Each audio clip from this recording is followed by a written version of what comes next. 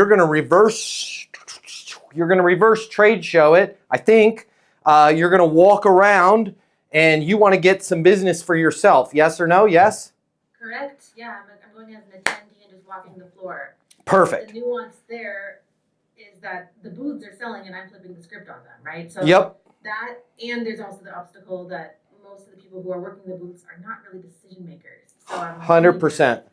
100%. So let's talk about this. Let's go through a game plan on this because a lot of us, we screw up trade shows. It's not our fault, but we screw it up. We screw it up bad. It's a soft spot in my heart because I've logged in the hours. I have my black belt in sales. I've been to many a trade show. My feet are probably still busted today from all the suffering that I've done. There I go. I'm a whiner and a crier. All the suffering that I had to do standing in booths for 10 hours. It's not like it is today, you know, with the 2 hours of back in the dizzy, back in the 1900s, trade shows went on for like 11 hours in a day. So you had to stand up for 11 hours. But let's talk about how Chelsea, for the group's benefit, you're a corporate recruiter, correct?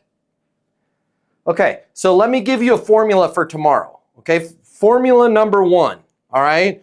Let's maximize our benefit in terms of SLAs, sales, leads, awareness. Okay, that's what we want to think about is sales, leads, awareness. For you, it's engagements or whatever you're calling it, placements, your version of a sale as a recruiter, right? But anytime any of us breach the door of a trade show, we need to be thinking in terms of these 3 things. How am I going to get some deals here? How am I going to get some leads here? And how am I going to make people aware of me? Now, what Chelsea is doing is she's reverse trade showing it, which I love, by the way. When done properly, this is like guerrilla freaking marketing because she's not having to spend $12,000 on a booth hoping that people come to her. She's going to reverse trade show it and walk around. Here's some tips if you're reverse trade showing it and walking around. Have a strategy, okay? Have a game plan. Have an offense that you're going to run. Now, here's the strategy, game plan, and offense. We have to be able to limit our conversations. In Chelsea's case, she for sure is going to have to limit her conversations because most of these people in these booths aren't hiring people, right? They're the attendees. In some cases, they could be threatened by her presence.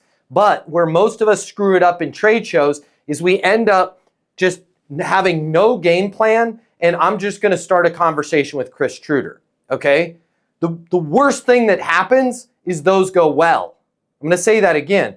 At a trade show, if your game plan is to have good conversations, the worst thing that can happen to you is you get what you want. Why?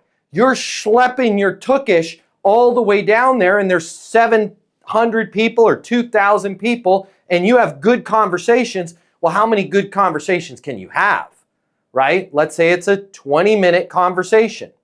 You can maybe have 5 of those in a day, right? Because 20 minutes times 5, there's what is that, an hour? No, it's an hour and a half right there. Plus you got all that time transporting yourself. So we got to have really micro, really tight, really compressed conversations. The other thing in Chelsea's neck of the woods here, since she's reverse trade showing it, her game plan can't be to have in-depth conversations because she is going to run the risk of really pissing somebody off, either in real time or later. And here's what I mean by this, guys. I've devoted my life to trying to figure this stuff out. And I've had really great conversations at a trade show that, boom, blew up in my face because I reverse trade show it. Conversation went really well. They get back to corporate. Corporate's like, hey, did you close any deals? They're like, no, but we met this really great guy, Matt Easton, about sales coaching. And now all of a sudden, everybody at the mothership is pissed off because they spent their whole time at this trade show that marketing devoted 30% of their annual budget for talking to me. So the baby gets thrown out with the bathwater, right? That's not good. Everybody gets yelled at. I am persona non grata now at that company. So Chelsea, I need you to have a game plan and I need you to get in and get out really quick. Okay? Number 1, because we don't want to piss anybody off. Number 2, because that's going to maximize your time. And then number 3, you're going to be able to see everybody else in there. So the game plan that you're going to have is you're going to go to each booth and you're going to have a set little script. right? Huge fan of what you guys are doing. Hey, there is something going on that any company that's hiring people right now, nobody is talking about, and it's a potential complete disaster for you guys and your team and what you guys are doing. By the way, awesome job here at the show. Where would I go to just share a little intel on that? Okay, that might be the way to bring it up. See how it's not threatening? Like you got their back, right? There's something going on that nobody's talking about that just is going to drive like top teams like yours absolutely crazy in 2025. Where would I go just to make sure that your leadership, now if you want to supercharge that, Chelsea, your leadership knows A, what a badass job you guys are doing today, and B, is aware of what's about to happen so you guys don't end up getting something pretty awful going on here in 2025, right? So that's your hook. Now, if you get a hiring manager that's like, what's up, you can briefly broach that conversation. I'll just tell you where, as a hiring manager, if a recruiter walked into my booth, the insight that I would want to hear, yeah, we're kind of at, I hate to say it, but over the last 4 years, we've kind of had 1 foot in, 1 foot out. 2025 is going to be a put up, shut up type of year for companies. There is a reckoning, and it is here. It's not happening. It is here. It's already started. What we're seeing is a complete divergence in the quality of candidates. And now companies are now all of a sudden becoming very aware of the fact that they can't continue to have dead weight on the bus with them. They need top performers that are able to get into the organization. They're able to make an impact day one. They fit with the culture, and they're able to drive the bus forward, right? And by the way, Chelsea, I'm not telling you anything you don't already know, but as a recruiter, nobody's talking about that kind of stuff. And I'll give you the backstory on it. And I'm not even a recruiter. For the last 4 years, what has been mission number one?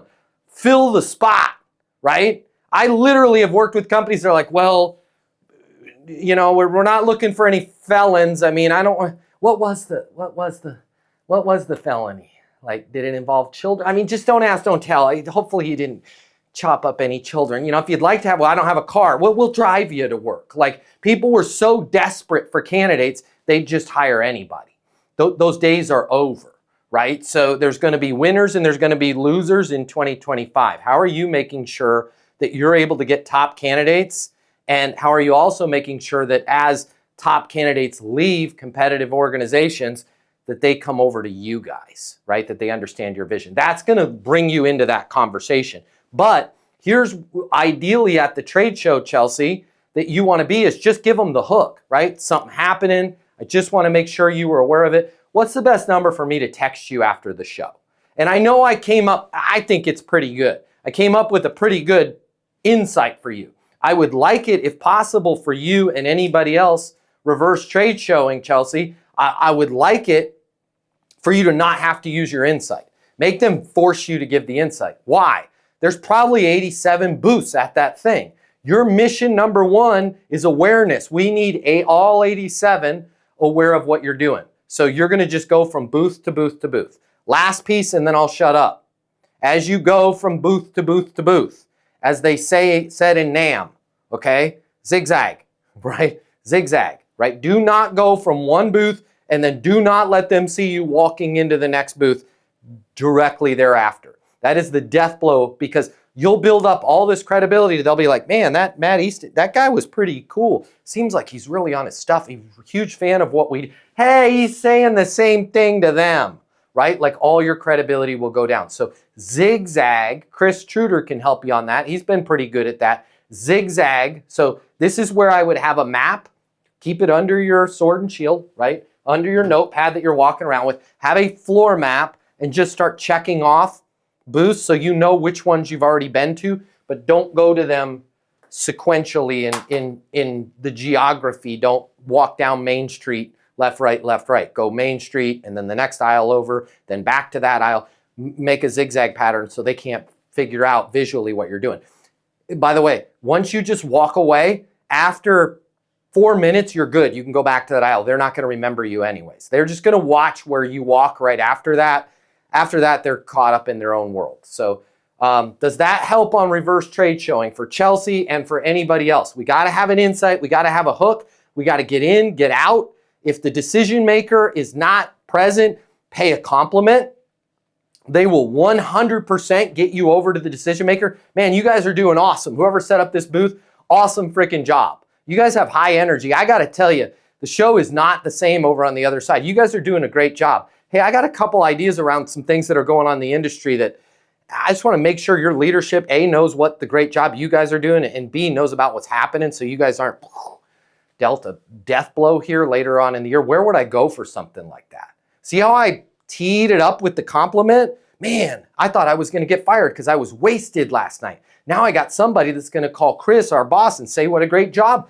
Tell Chris that Skippy was on time and sober, right? Like, it's amazing. It's easy when you reverse trade show it that way. If you like this video, I got you. I'm going to hook you up. Click the link in my bio. I'm going to give you the closing mini masterclass. It's normally $300. I'm going to pay for everything. You're going to close a lot more business. You're going to make a lot more money. You're going to have a lot more fun. And you're going to be like, Matt Easton changed my life. And I'm going to be like, yes, I did. Did we just become best friends? And you're going to say, yes, we did. And then you and I are going to be best friends and it'll be great. So click the link in my bio so we can be friends and you can close more business and I'll cover all the cost. See you there.